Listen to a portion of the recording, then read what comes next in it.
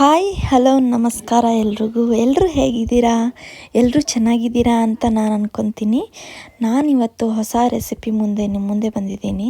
ಅದೇನೆಂದರೆ pizza base ಹೇಗೆ ಮಾಡಬೇಕು, ಯಾವ ಥರ ಸ್ಟೀಮ್ ಮಾಡಬೇಕು, ಯಾವ ಥರ ಬೇಯಿಸಬೇಕು ವಿತೌಟ್ ಓವನ್ ಇಲ್ಲಾರ್ದೆ ನಾನಿವತ್ತು ನಿಮಗೆ ತೋರಿಸ್ಕೊಡ್ತೀನಿ. ವಿಡಿಯೋನ ಕೊನೆವರೆಗೂ ನೋಡಿ, ಸ್ಕಿಪ್ ಮಾಡಲಾರ್ದಾಗೆ.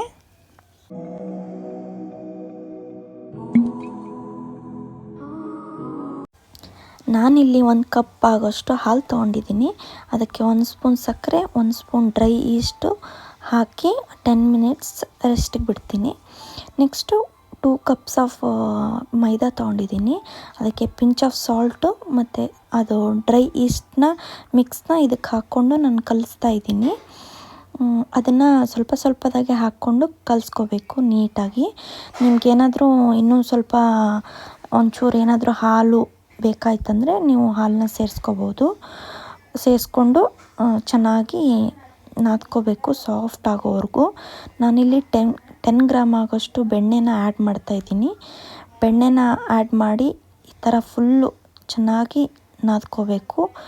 ನಾದ್ಕೊಂಡ್ಮೇಲೆ ಈ ಥರ ಒಂದು ರೌಂಡ್ ಬಾಲ್ ಥರ ಮಾಡಿ ಒಂದು ಬೌಲ್ ಅಲ್ಲಿ ಆಯಿಲ್ನ ಗ್ರೀಸ್ ನಾದ್ಕೊಂಡಿರೋ ಹಿಟ್ಟಿನ ಮೇಲೂ ಸ್ವಲ್ಪ ಆಯಿಲ್ನ ಗ್ರೀಸ್ ಮಾಡಿ ನಾವು ಒಂದು 45 ನಿಮಿಷದವರೆಗೂ ರೆಸ್ಟಿಗೆ ಬಿಡಬೇಕಾಗುತ್ತೆ.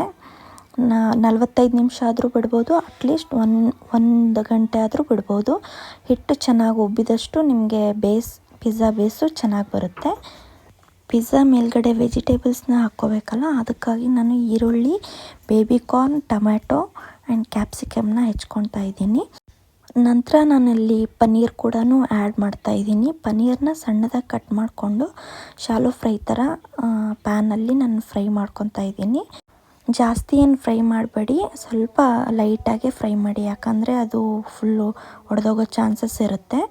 ನಂತರ ನಾನಿಲ್ಲಿ ಪಿಜ್ಜಾನ ಬೇಯಿಸೋಕ್ಕಂತ ನಾನು ಒಂದು ಪಾತ್ರೆಯಲ್ಲಿ ಉಸುಗನ್ನು ಹಾಕಿ ಒಂದು ಸ್ಟ್ಯಾಂಡನ್ನ ಇಟ್ಟಿದ್ದೀನಿ ಒಂದು 10 ಮಿನಿಟ್ಸ್ ಬಿಫೋರೇ.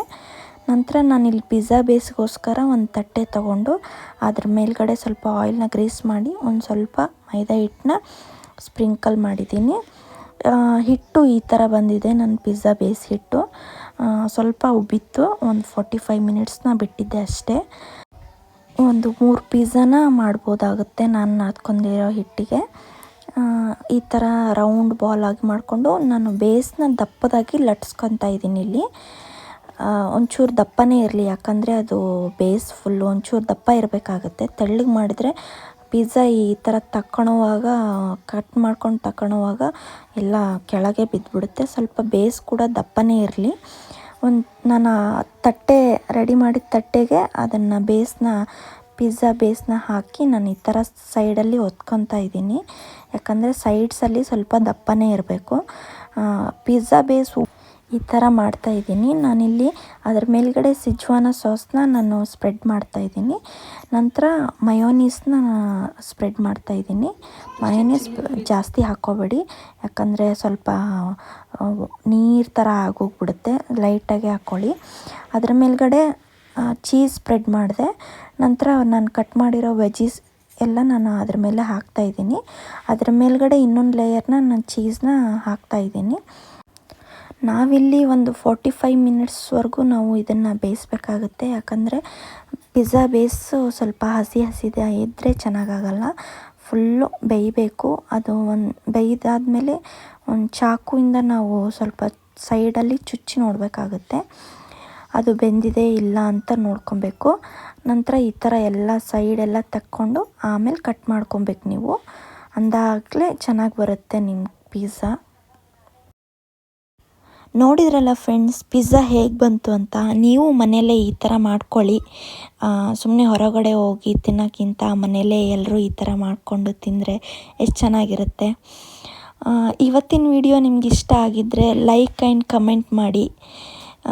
ಸಬ್ಸ್ಕ್ರೈಬ್ ಮಾಡೋದು ಮಾತ್ರ ಮರಿಬೇಡಿ. Keep watching my videos friends. Bye bye.